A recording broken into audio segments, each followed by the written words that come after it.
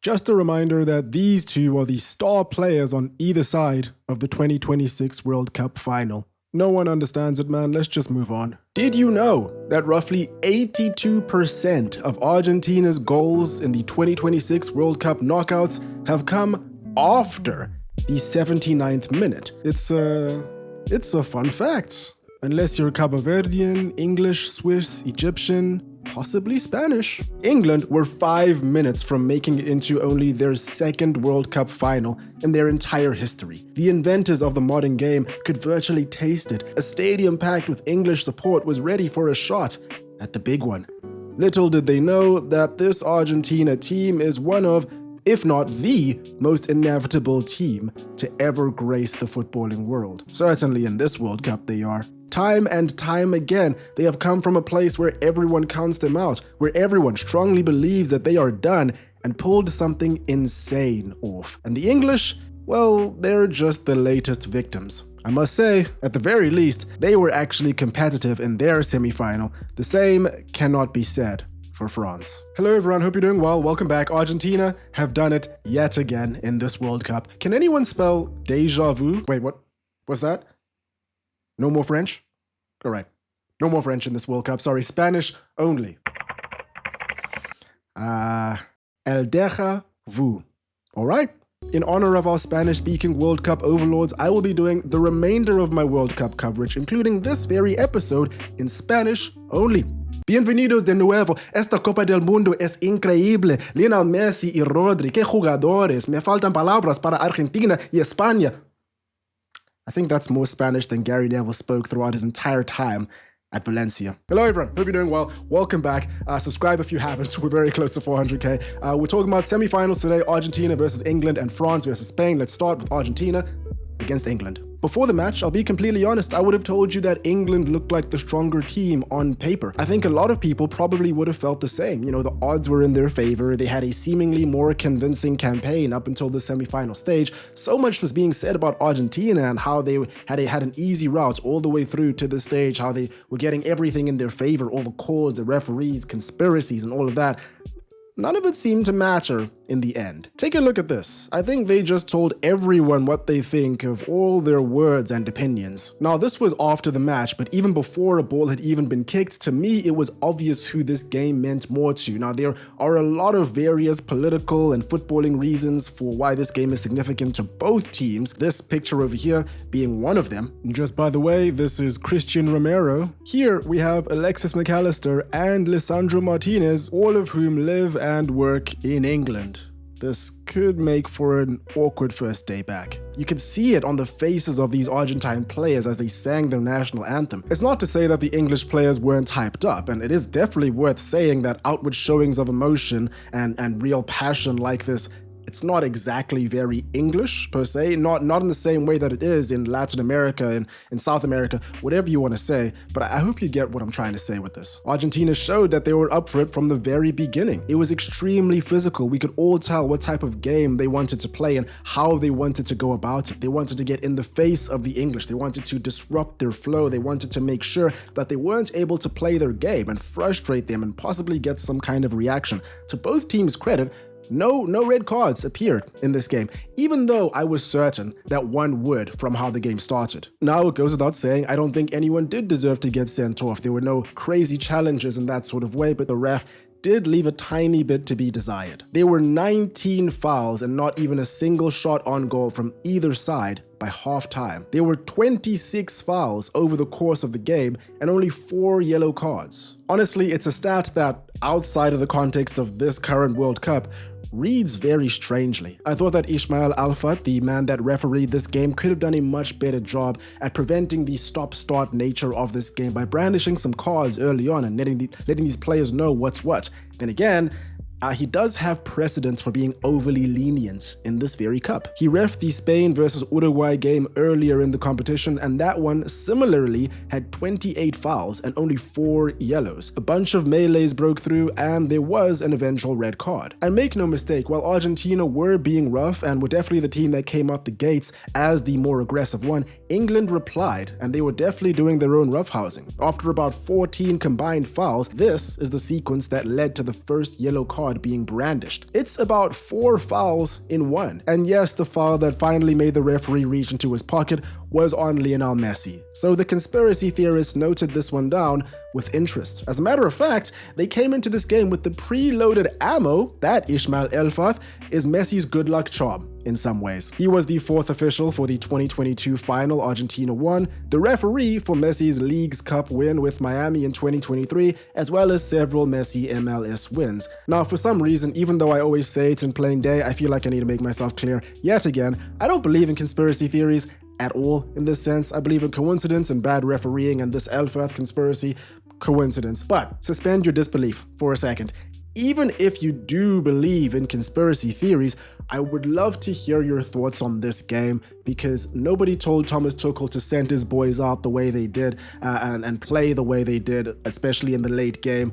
And I would imagine that referees quite low at the bottom of your shit list today. This game came down to England being in the driver's seat and falling asleep at the wheel. For about 60 odd minutes, I would say the teams were fairly even, but I would give England the edge. I mean, the scoreline would too, Neither team was able to grab the game by its horns until the 55th minute, when England were able to come up with some magic. Over to Morgan Rogers, who squares it to Anthony Gordon, and England score what could very well have been the winner under different circumstances. Time for a pop quiz, and yes, your results from this quiz will be reflected in your final grade, so pay attention. If you're England manager in this particular situation, you've just gone 1-0 up against the world champions, do you A, try to kill the game off, push Argentina up the pitch, do not allow them back into the game by inviting pressure, at the very least, do not change your tactics immediately, or B, retreat into probably the worst low block to be conjured up at the 2026 World Cup against a team that is arguably the greatest late game threat in the competition's existence, certainly in this edition. Have 6 defenders on the field at one point when a goal is needed. Allow the best player of all time to spam cross after cross after cross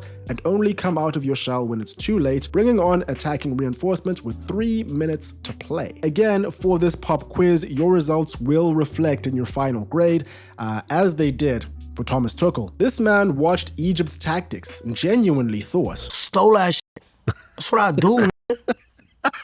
Argentina launched an all-out attack from the 70th minute or so. Everything you can think of, they pulled it out of their locker. Aerial threats, long-range attempts, low-driven crosses. Each time the ball found an Argentine foot or head, each time they kept creeping closer and closer. Enzo Fernandez, who has a rocket in his right foot, was allowed 2 or 3 dangerous shots against Pickford before one of them eventually hit home. I couldn't believe it. Incredible shot by Fernandez over here. Big game player this man is. He truly is. 5'8" Alexis McAllister beat all of Mark Gahey, John Stones, Dan Burn, Jude Bellingham, Harry Kane, and more to headers in the box within seconds of each other. You'd think that these English players would have paid a little bit of attention and watched him demonstrate his aerial ability, literally in Argentina's last game against Switzerland, where he scored Argentina's opener. And then Lautaro Martinez, who is shorter than Alexis McAllister, by the way, delivers the dagger. Inch perfect weak foot cross, and bang. 2 assists for Messi, by the way. England won. Argentina 2. 40 years on from the most iconic battle between these two nations, the scoreline suggests that time is a circle. Thomas Tuchel has a lot to answer for in this game. The coldest, most freezing take on the planet right now is that Thomas Tuchel just got his entire late game tactics completely wrong. To me, the game was done as soon as Anthony Gordon came off the pitch, and they lost their only truly wide attacker with pace. They may as well have packed it up and called it a day from then, because every time England actually got on the ball and threatened with the counter-attack, there was no outball. The Albiceleste had 88% possession after the Gordon goal. Saka, Eze, and Madueke never even got off the bench, and Kane spent more time in his own penalty area. England's striker, by the way. And finally enough, Noni Madueke has been given a lot of stick in this tournament for what he's been able to provide for England, and most of the stick comes down to decision making. But what nobody has criticized him for is being able to find space and drive down the line. It's what he's best at. It's what England needed in those last half an hour. That last half an hour. Damn, I'm speaking Spanish so much that I can't even speak English anymore. England were just way too passive, and as I've said in just about every video so far in this competition where we've spoken about England, Tuchel is currently and will continue to be vilified for all the preloaded talking points that we all know are going to come out for years and years to come. Number 1, his squad selection. Leaving Harry Maguire at home, possibly the best head that England have, and getting knocked out thanks to a header. Leaving Trent Alexander-Arnold at home and then watching Ezri Konsa fail to beat his first man with cross after cross. The England manager in big old 2026, who is German, by the way, with groundbreaking tactics such as play Dan Burn up top and hope for the best. How many times was Gareth Southgate slated for playing scared and throwing away leads? More times than most of us can count. That is enough for the English slander. Let's move on to a team that were ultimately just better over the 90 minutes, or rather the 101 minutes or so that were played. They were better, they were more aggressive, they showed more desire, and they just outplayed their adversary. Argentina. Absolute full credit to them. They are just able to claw their way back time and time and time again. I am certain at this point that Lionel Scaloni signed some sort of deal with the devil where, I don't know, maybe he gets the rights to his firstborn or something like that. It's the only thing that would explain how cool this man is and his reactions as soon as Argentina pull off these great escapes. Argentina are truly the term growing into a game personified. Yes, most of it runs through one man, Lionel Messi. 2 assists in a World Cup semi-final at 39 years of age. He's already shattered Miroslav Klose's all-time World Cup scoring record in this tournament. He holds the all-time World Cup assist record, and he's level with Kylian Mbappe in the Golden Boot race heading into the final. This is his 3rd final in the last 4 World Cups. He is the only Argentine player from the 2014 World Cup that is still active and participating in the national team setup. And he is the best one. Still, what else can all of us say? What else can I say other than I am just in constant awe of the heart and the drive and the passion that these guys continue to show. And if you're a conspiracy theorist, I think you just better stop watching football right now. I'm guessing that you're gearing up for the greatest hate watch of all time on Sunday, but I don't know, man. I really don't know. They're up against a final now where they again are the underdog, right? But I ask you, are you willing to bet on that? I'll say it loud, I'll say it proud. Spain are better than Argentina on paper. If you disagree with me, let me know in the comments, but they just are. Their concentration levels are leagues beyond England, so I don't think that we'll see what's happened in this game happen again. They've only conceded once throughout this entire tournament. They've dominated everything all the same. Spain could very well dominate for 80 plus minutes against Argentina on Sunday, but walk away without a trophy. It is what it is. On that note, let's understand Argentina's adversary a tiny bit more by moving on to how they dismantled everyone's favorite. Since the start of the tournament, I think I speak for a lot of people when I say that the team that looked the most dominant, the most entertaining, the most unstoppable was France. I mean, look at the title of this video right here from a couple days ago. It hasn't aged very well, has it? France came into this tournament with probably the most stacked overall squad to ever grace a World Cup. The depth that they possessed was just unrivaled. The fact that their second string contained players that would start for the majority of other nations, but not for France. And for that reason, many people were convinced and had already crowned them as de facto champions a couple rounds ago. I was one of those people, I'm not gonna lie, but we were all wrong. Well, most of us were wrong. Quote, "I can't remember a single unforced error they made. I dare say that we didn't just face the reigning European champions, but perhaps the next world champions." Austria coach Ralf Rangnick, after his side lost to Spain.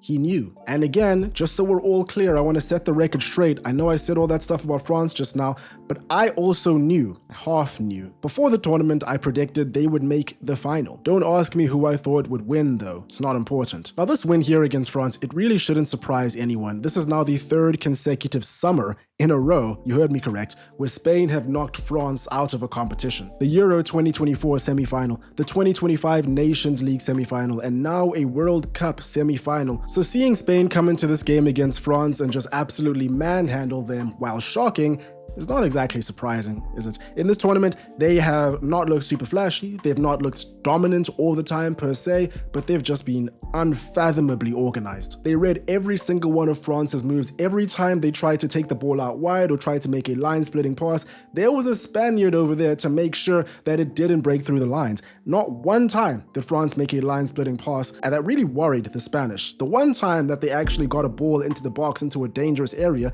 Theo Hernandez had just come on, passed it in, drilled it in, really good area. Nobody was there whatsoever to attack it. And it's at moments like this where you would think that perhaps France could benefit from having a dedicated target man up top. But then the question is, are you really going to take Kylian Mbappe off to make that happen?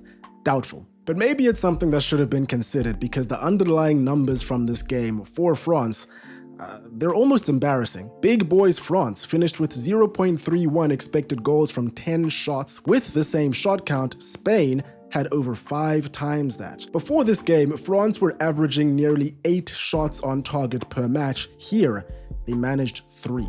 But the deeper problem, as many have pointed out, was of course the shape. Didier Deschamps really put Aurélien Tchouameni and Adrien Rabiot up against Rodri, Fabian Ruiz, and Dani Olmo, with Mikel Oyarzabal and Alex Baena dropping in to clog the passing lines on top of that. In my predictions video, I said before this tournament that the ghost of Antoine Griezmann would be haunting this French side deeply, but I didn't think it would be this bad. But even still, it goes so much deeper than that. When France won the 2018 World Cup, it was in a 4-2-3-1, sure, but it was Kante and Pogba anchoring, Griezmann dropping in, and Matuidi starting out wide on paper but flooding the midfield. Creativity, hard running, and grit. Now this team over here, this French team from 8 years ago, they probably give this Spanish team a real run for their money.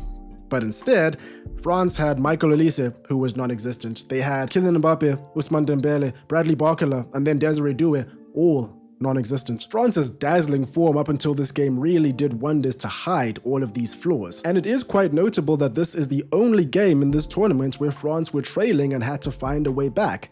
They could not find a way back. They looked lost. But to be entirely fair to them, everything did go wrong all at the same time. They concede a penalty, Luca Digne swings blindly and catches Yamal, then Saliba just sits down with a bad back. Then they concede a second goal that you would imagine Saliba would not allow to happen. And that second goal was just wild, by the way. The French team freeze. Maybe they expect a foul to be called on Olmo. Who knows? Instead, Olmo produces an incredible touch for Porro to run onto, and it's 2-0. And even though, in my opinion, Lacroix should be covering this area of the pitch, he is occupied with another player. So perhaps it's not entirely his fault. This is Desiré Doué over here, who had just been subbed on literally seconds earlier. He's ball watching. Porro is his man.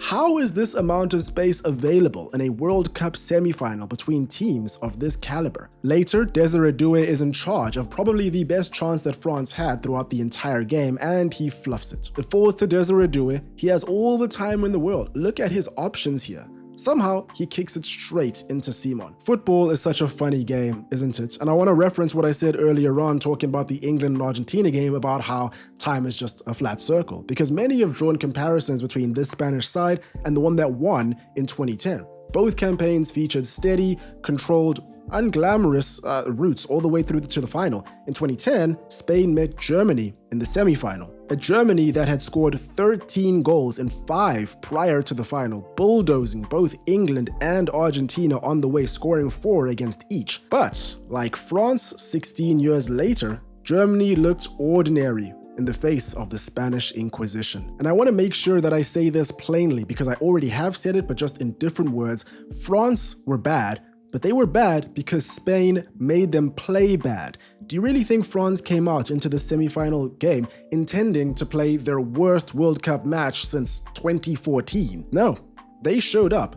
They just were not allowed to play their game. People were calling Rodri washed after his injury. This tournament has been his answer. He's right back to the level that won him the Ballon d'Or. He could very well be in line for another Ballon d'Or if things fall in place. As I said, Spain were just incredible. Shout out to Marc Cucurella, who also had a fantastic game, even though everyone doesn't seem to like him. But that's a story for another day. Luis de la Fuente, take a bow.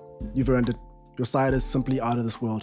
Didier Deschamps. Now, this is his second last game in charge of the French side. He's going to be taking charge in the third place playoff, but that is just a consolation prize at this point, isn't it? This is his last tournament for France. It's already been announced that he's going to be leaving. We've already gotten word that Zinedine Zidane is likely going to be his replacement, but let's not shortchange what he did for French football. He's been in charge for 14 years. He's won the World Cup for France as a player and a manager. As a manager, taking them to 2 World Cup finals and a semi-final, as well as a final of a UEFA European Championship, all in a 10-year cycle. People have been skeptical of his methods because people are going to find things to complain about all the time. And yes, a lot of the complaints are justified. But at the end of the day, he is a legend of French football and football in general, and he bows out with this loss. And there we have it. This has been a sensational cup so far. I hope you guys have been enjoying it as much as I have. I'll catch you on Sunday for the World Cup final.